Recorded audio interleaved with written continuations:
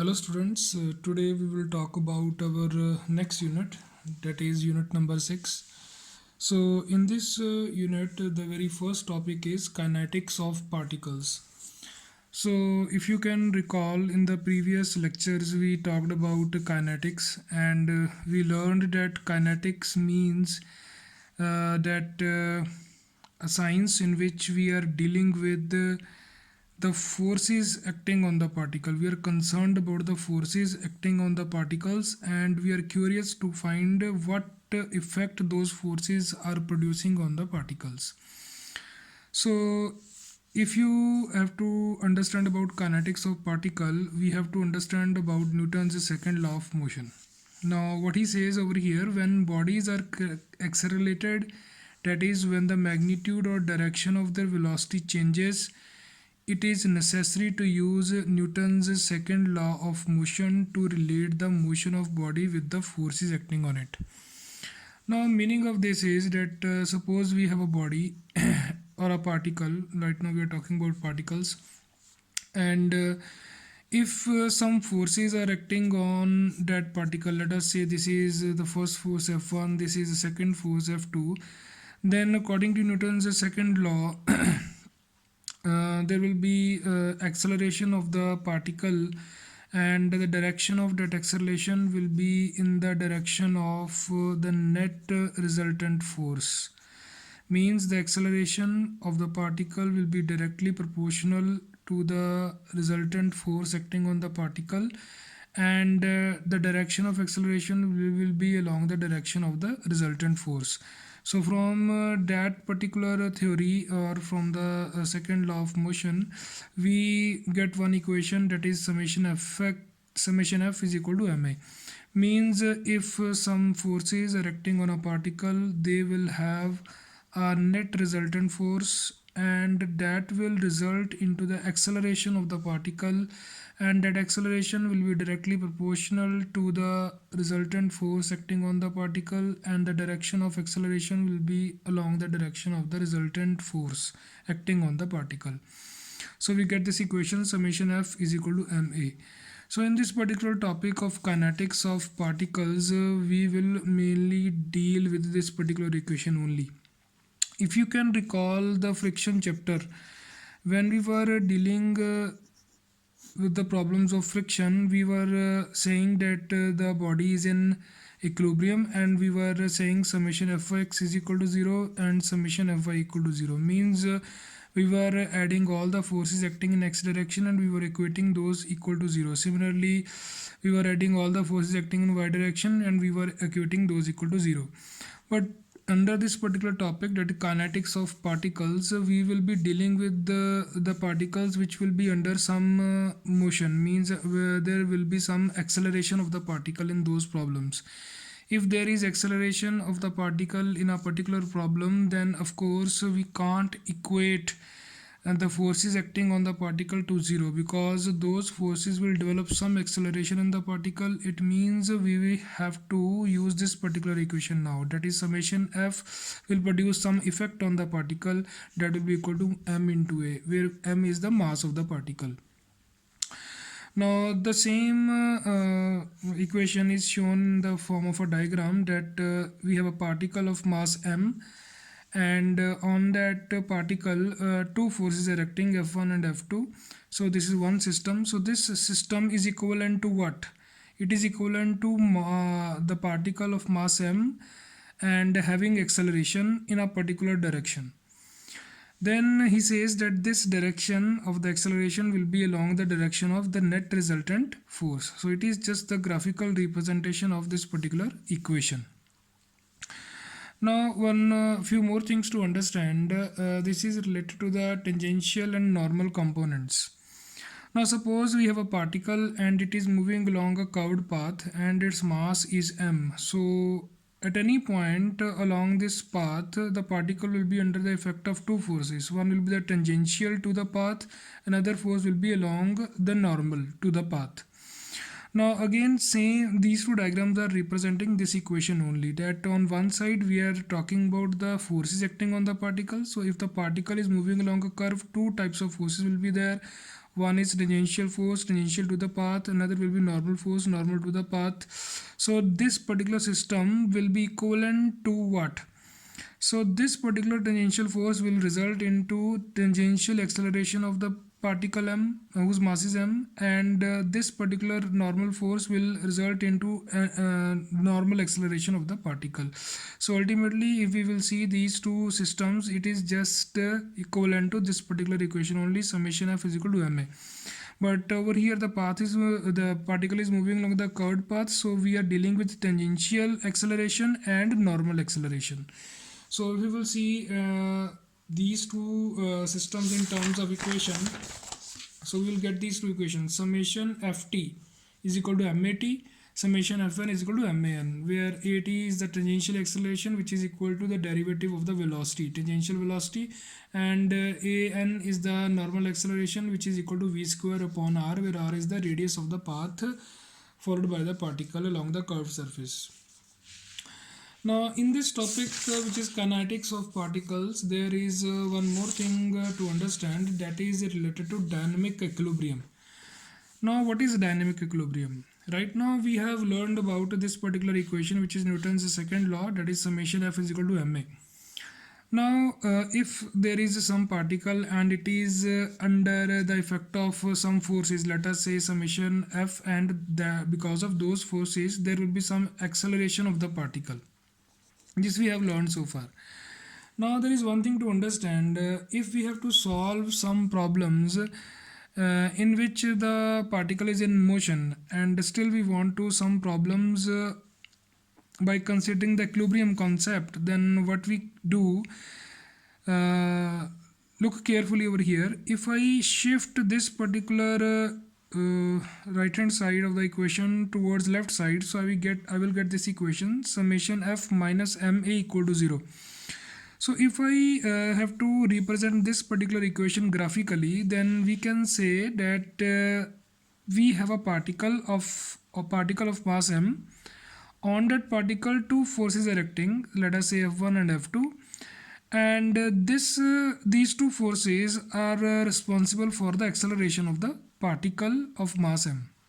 This we know. This is simply summation f is equal to ma. Now what this equation says, that if we add this particular vector ma in this particular system but in opposite direction, so what will happen? Now it is shown over here, the same system is shown over here, but now this particular vector is added to this system in opposite direction, means we shifted this particular right hand side on the left hand side, summation f minus this particular part of the equation, or I can write this as summation f plus minus ma equal to 0, means if I add a vector minus ma to this particular system summation f, then the net effect will be 0. That means the body is in equilibrium. So that particular equilibrium will be called as dynamic equilibrium. So over here you see system is shown, particle m, two forces are acting, so I added minus ma vector. So this is actually opposite to summation f, means this summation f was responsible for ma, but opposite to this vector I added minus ma in opposite direction. So the effect of these two, the effect of this summation f will be cancelled out by this negative vector which is acting in opposite direction, which has same magnitude as that of summation f. So net effect will be 0. That means our particle will be under equilibrium, and that particular equilibrium will be called as dynamic equilibrium. Now this is just a concept, purely a concept in order to solve the problems of particles which are under motion, and we want to solve through this particular equation, that is summation f is equal to ma. So we call this particular vector as inertia vector. Fine. So what he says, that if we add the vector minus ma to the forces acting on the particle, we obtain a system of vectors equivalent to 0. That means the particle is under equilibrium, called as dynamic equilibrium. Now over here it says the particle may thus be considered to be in equilibrium under the given forces and inertia vector. So these are the given forces and this is the inertia vector. The particle is said to be in dynamic equilibrium. So this concept you should keep in your mind. We will use this concept in the numericals, which we'll cover in the coming videos. Now today I have uploaded one file in your app and in your account, and I named that file as 31.3.20. In that file I have uploaded two numericals, so I want to discuss those two numericals in this video so that there should not be any confusion at the start of this particular unit. So let us read the first statement. An 80 kilogram block rests on a horizontal plane. Find the magnitude of the force P required to give the block an acceleration of 2.5 meter per second squared to right. The coefficient of kinetic friction between the block and the plane is mu k equal to 0.25. So this particular diagram is given. He is saying that there is 80 kilogram block. It is resting on its surface, and it is under the effect of force P, which is actually a push, and it is acting at 30 degree to the horizontal.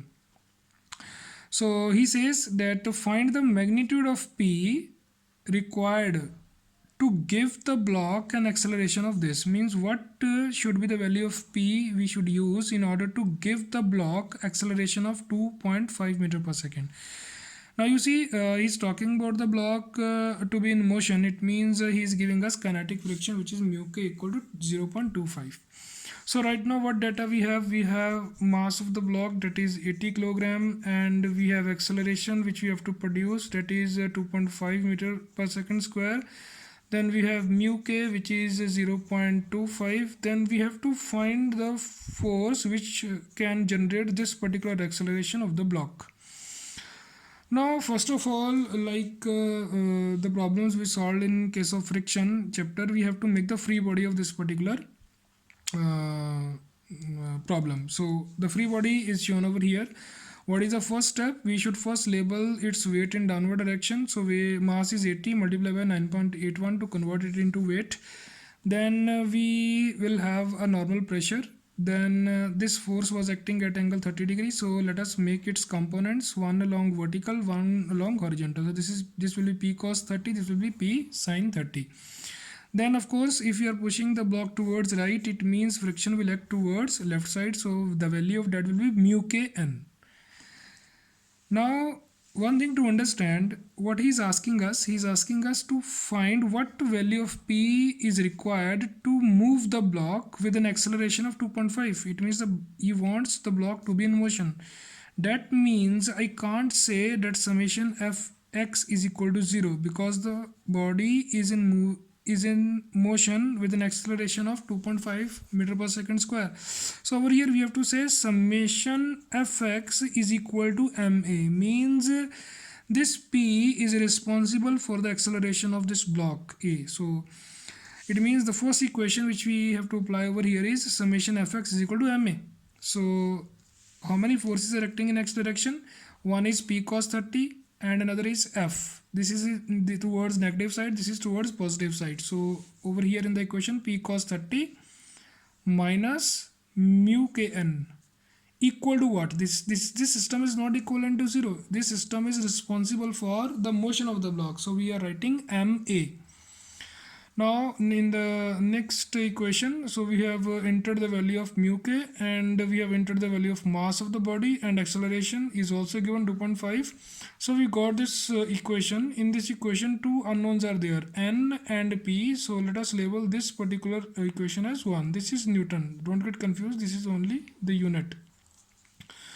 Now another option in this numerical we have is we can talk about the motion of this body in vertical direction. Now you see in this problem the body is only moving along x direction. It is not moving along y direction. It means along y direction we can use summation fy is equal to 0.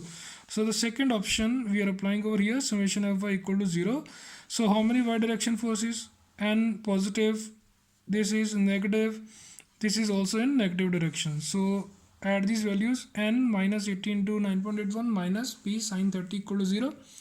This time this system is equal to 0 because the body is not moving in vertical direction. So from here we will get the value of n, put that value in the first equation, you will get the required value of p. So if you will see this whole problem, you will find that under kinetics of a particle, we have to see that if some forces are acting on a body, if those forces are responsible for the acceleration of the body in a particular direction, then in that direction we have to use this equation, summation f is equal to ma.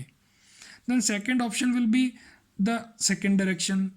If along that direction, if there is no motion of the body, then we have to use this particular equation, summation f is equal to 0. So like this we can solve problems related to kinetics of particle. Now there is another problem which I have given in this particular file 31.3.20.